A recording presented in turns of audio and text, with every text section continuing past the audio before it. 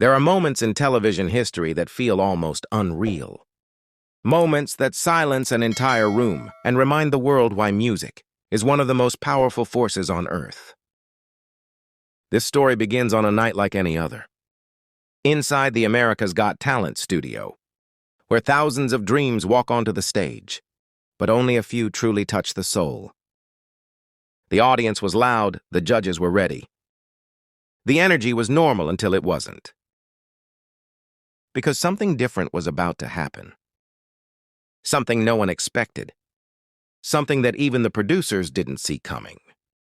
A young woman stepped slowly into the spotlight. She looked simple, almost ordinary. No heavy makeup, no designer clothes. No dramatic entrance, she carried herself quietly. Almost shyly, with her hands slightly shaking by her sides. Even the way she breathed seemed careful, like she was trying to control something inside her. But the moment she appeared, people felt a strange familiarity. It wasn't something they could describe, but they felt it instantly, like seeing a shadow of a memory from a long time ago. Simon Cowell stared at her longer than usual. He couldn't explain it either, but something about her presence caught him.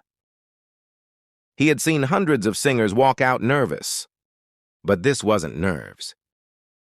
This was something deeper, something hidden. When Simon asked her name, her voice trembled as she said Alana. The judges smiled. A simple name. A simple girl, nothing unusual. But Simon kept watching her, waiting for something. He asked where she was from. California. She replied softly. He asked what she would be doing tonight. She said she would sing a song that meant everything to her. A song connected to someone important in her life. Heidi asked who that someone was. There was a long silence, longer than what normally happens on AGT. The girl lowered her head, took a breath, and finally said, "My father." The judges nodded, expecting a typical emotional story. But the girl wasn't done. Simon asked gently if her father was with her today. She smiled sadly and whispered, "No. He passed away when I was young. But you all know him." The atmosphere changed instantly. You could feel the air tighten. The audience leaned forward. The judges exchanged confused looks. And then she said the words that shook the entire auditorium. "My father was Michael Jackson." Gasps burst across the room. Several people stood up unconsciously. A few covered their mouths.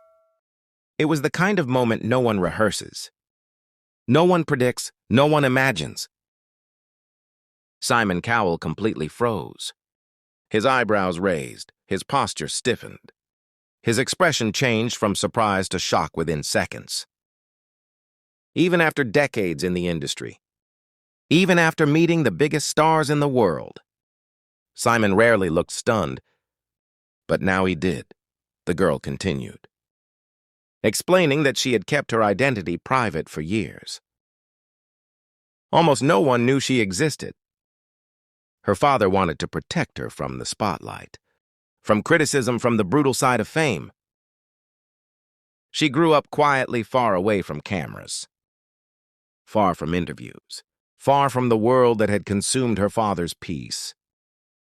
And this moment, standing on the AGT stage, was the first time she ever revealed the truth. The audience erupted into applause, but Simon was still frozen, processing everything. When the stage grew silent again, the lights dimmed and a soft spotlight glowed around her. She stood still, closed her eyes, and took a breath so deep that the microphone picked up the trembling air. She began singing without any music behind her. No track, no band, nothing. Her voice came out soft like a whisper floating in the dark. But within seconds, that whisper grew into something powerful. Controlled, emotional, something that carried the energy of a man the world would never forget. She didn't sound like Michael Jackson. and yet she carried his soul in the way she expressed each note. The phrasing, the emotional strength, the pain, the beauty. It felt like a message passing through generations. People in the audience started crying. Not dramatically, not loudly, but deeply. Her voice shook the room, in a way that didn't rely on high notes or fancy runs. It wasn't about technique. It was about truth. She was singing with her entire life in her chest. With memories she had protected since childhood. With love she had never been able to express publicly until now. Heidi Klum brought her hands to her face, overwhelmed. Sofia Vergara whispered under her breath in disbelief. Howie Mandel shook his head, stunned by the purity of her voice. The atmosphere felt spiritual, like the entire room was witnessing something sacred. But the most emotional moment was Simon Cowell. At first he sat completely still, listening with intense focus.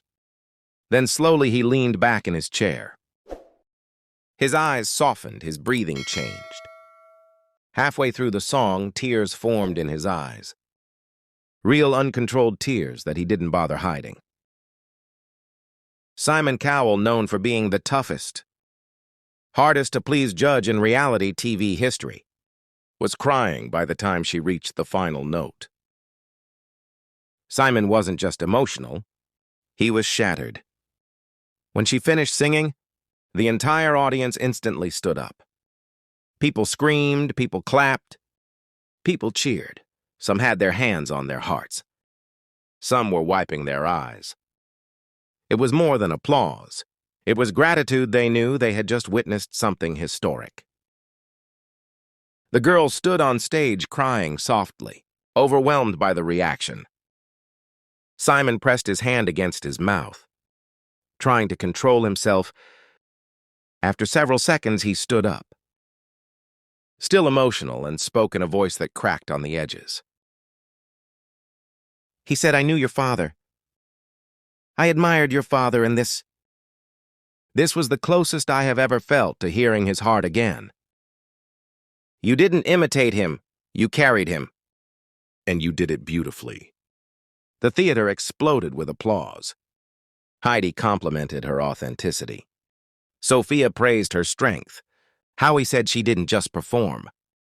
She delivered a message from her father to the world. Tears were everywhere, judges and audience alike. Then something happened that made the moment even bigger. Simon took a deep breath, looked at her with emotion he rarely shows, and reached toward the golden buzzer. The audience gasped. Alana pressed her hands against her face, trembling. Simon said, "You deserve the world to hear you. Not because of your father's name, but because of the gift you carry." And he hit the golden buzzer. Gold confetti exploded from above. The music blasted through the theater. The girl dropped to her knees, crying, while Simon walked onto the stage. He placed his hand on her shoulder and whispered something comforting. Later, a crew member revealed he told her, "Your father would be proud." I promise you, her audition went viral. Within hours, 10 million views, worldwide headlines. Fans from all over the planet celebrated her. People said her performance felt like a piece of Michael Jackson, brought back to life not through imitation, but through pure emotion. They nicknamed her the Hidden Princess of Pop. As she continued through the AGT rounds, her story deepened. In the semifinals, she performed an emotional acoustic version of Man in the Mirror, making the entire theater cry again. In the finals, she performed an original song she wrote for her father, called "I See You in My Music." The performance was breathtaking, filled with silhouettes, soft lighting, and emotional lyrics that honored her father's legacy without copying it. She didn't just perform. She connected with people in a way only a few rare artists can. Whether she won AGT or not didn't matter anymore. Her voice, her identity, her truth, and her courage became the real triumph. Recording labels reached out. Interviews flooded and fans embraced her as someone who carried. Not the shadow of Michael Jackson, but the strength of his legacy. And through it all, Simon Cowell said something that stayed with millions of viewers. She reminded the world why Michael Jackson changed lives. But more importantly, she showed us that she isn't living in his shadow. She is carrying his light. Her story became a symbol of healing, courage, and the enduring power of music. She didn't come to AGT searching for fame. She came searching for her own voice. And in doing so, she stunned AGT, moved millions, and reminded the world that legends never truly die. They live on through the hearts they leave behind. After that historic night, everything about her life changed in a way she never expected. She went to AGT simply to honor her father, to share her truth and perhaps find closure for emotions she had kept locked away for years. But overnight, the world embraced her as if she had been missing from the music industry for decades. Her phone exploded with notifications. Her small social media accounts, once quiet and unnoticed, suddenly flooded with followers from every corner of the planet. Messages came in from Brazil, the Philippines, the UK, Japan, and countries she had never even heard of. People wrote long, emotional stories about how Michael Jackson had touched their lives, and how seeing her on stage felt like reconnecting with him in spirit. She tried to read as many messages as she could, but the more she read, the heavier her heart felt. These people weren't just fans. They were generations of listeners who loved her father deeply. Some grew up with his music. Some healed through his songs. Some found hope because of him. And many of them, after his passing, felt that a piece of their childhood had been taken away. Seeing her appear on a GT reignited something inside them, a memory they thought they had lost. But with that love also came the weight of expectations, and she felt that weight settle onto her shoulders with every new message she opened. Meanwhile, the AGT production team, judges, and even the host treated her differently now. Not because of her father's legacy, but because of who she had proven herself to be. The crew members who had watched thousands of auditions said they had never experienced an emotional shift in the entire theater like the night she sang. Some said it felt spiritual. Others said it felt like a message from someone who was no longer among them. A few crew members even cried backstage after the performance aired. But amidst all the chaos, she stayed quiet, humble, almost withdrawn. She didn't walk around backstage like a celebrity or act like someone who had just changed the internet overnight. She walked calmly, quietly, with a soft smile and a gentle appreciation for every person who spoke to her, even for a moment. In a way, she reminded people of Michael Jackson's soft-spoken nature when he wasn't performing. The days leading to the semi-finals were intense. AGT producers encouraged her to choose a powerful track, something huge, something cinematic. But she insisted on a simple, stripped-back version of Man in the Mirror. Not because it was popular, and not because it was iconic. She chose it because she remembered hearing her father hum it when he wasn't performing, when he was relaxing at home, thinking deeply sometimes, pacing back and forth in the living room.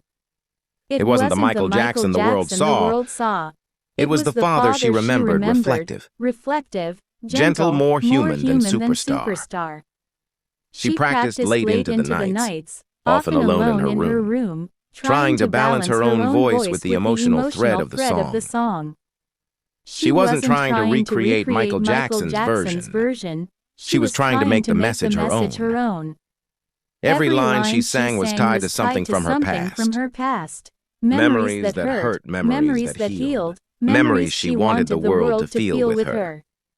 When the semifinals night arrived, she was visibly nervous, not because of stage fright, but because she was afraid of disappointing people who cherished her father. She feared people would compare her again, or expect something she couldn't give. She stood backstage, eyes closed, hand pressed to her chest, whispering softly to herself, "Dad, please guide me." As she walked onto the stage for her semifinals performance, the atmosphere shifted once more. The entire theater erupted in applause before she even sang a note. But she stayed composed, she simply smiled, nodded gently, and then stood still as the lights dimmed. The stage was nearly dark except for one warm spotlight above her. The music began softly, just one acoustic guitar and nothing else. She took a breath, opened her eyes, and began to sing. Her voice was softer than in her audition, almost fragile, but the emotion behind each word was stronger, deeper. It wasn't a performance, it was a confession. With each lyric, you could feel her peeling back layers of herself. Her voice carried not only the message of change, but also the pain of loss, the longing for connection, and the hope of growing into someone who could make her father proud. Her voice cracked in small moments, not from lack of control, but from a surge of truth that couldn't be held back. And those small imperfections made the performance even more real, completely unpolished, deeply human. Heidi Klum cried openly again, wiping her eyes throughout the performance. Sofia Vergara held her hands together tightly, as if trying to keep her emotions steady. Howie Mandel shook his head in disbelief, absorbing each note as if hearing a message directly from the past. And Simon Cowell, this time, he didn't try to hide anything. He leaned forward on the judge's desk, elbows planted firmly, eyes fixed on her without blinking. His face softened completely, his expression warm, vulnerable. The emotion in his eyes was unmistakable pride, heartbreak, admiration, respect, all intertwined into something powerful. When she finished, the room remained silent for a few seconds, as if everyone needed time to absorb what had just happened. And then the applause exploded, louder than before, louder than almost any semifinals performance AGT had ever seen. People stood for several minutes cheering and shouting her name. She covered her face with her hands, tears slipping through her fingers. The emotion was overwhelming, but she stood strong. Simon was the first to speak. He said, "You have done something remarkable tonight. You didn't just perform, you touched people. Not as Michael Jackson's daughter. Not as a symbol, but as yourself. This is your moment, your voice. Your life and the world is finally seeing you for who you truly are." The audience roared again, and she bowed gracefully, mouthing the words, "Thank you," repeatedly. That night, she didn't just advance to the finals. She became the emotional centerpiece of the season. News outlets covered her performance. Radio stations discussed her story. Viewers around the world felt connected to her in a way that transcended music. But the journey wasn't easy. With fame came pressure, scrutiny, speculation, and endless comparisons. Some people wanted to know more about her childhood. Others wanted proof of her identity. She ignored the noise, focusing instead on her music and her message. She always believed that her voice should speak for her. Not a birth certificate, not a headline, not a rumor. When she began preparing for the finals, she knew she needed to do something special, something that wasn't about her father, but about her own journey. That was when she began writing the song that would later become her defining moment, "I See You in My Music." She wrote it late at night in her small AGT hotel room, sitting on the floor with a notebook and a cheap acoustic guitar provided by the show. The lyrics came slowly at first, but once she opened herself emotionally, the words poured out. She wrote about memories of her father's laughter, about moments she wished she had recorded, about the way music became their secret bridge that connected them. She wrote about her loneliness after his passing, and the quiet strength she gained through years of healing. By the time she finished writing, tears covered the pages. She knew this wasn't just a performance piece. It was a letter to her father. A letter she never had the chance to send. When finals night arrived, she walked onto a stage transformed into something magical. Golden lights glowed softly behind her. Dancers moved in silhouette, and the stage felt like a dreamscape designed purely to express a daughter's love. As she began singing her original song, the audience fell into stunned silence. Her voice was calm, steady, yet full of raw emotion. Every lyric hit like a wave, carrying the weight of everything she had held inside. The atmosphere in the room shifted into something almost sacred. Even viewers watching from home felt it through their screens. Heidi placed her hand on her heart. Sophia whispered, "This is beautiful how he turned emotional again." And Simon Cowell watched her with an expression unlike any he had shown before. A mixture of admiration, nostalgia, pride, and something that almost resembled fatherly affection. He wasn't just watching a contestant. He was witnessing the birth of an artist. When she reached the final lines of the song, her voice broke not from weakness, but from love. The last words echoed through the arena, powerful enough to bring nearly everyone to tears. The final note lingered in the air, trembling softly, and the audience stood up instantly. The applause was thunderous. Some people cried, some hugged each other. Some simply stood frozen, overwhelmed by the beauty of what they had witnessed. It wasn't just a performance. It was healing a connection. A moment that would be remembered for years. Simon stood slowly and said, "I don't think I've ever seen anything like that on this stage. You honored your father, but more importantly, you introduced the world to yourself. And we are all grateful for that." Whether she won the show became almost irrelevant. She had already won the hearts of millions. Her music reached people in ways she never thought possible. She didn't chase fame, fame found her. She didn't chase Michael Jackson's legacy. She honored it while creating her own. Her journey on AGT became a symbol of courage, of truth, of a daughter carrying forward the light left behind by her father. And as her story spread around the world, millions were reminded that music never dies, love never fades, and legends continue through the voices of those they touch.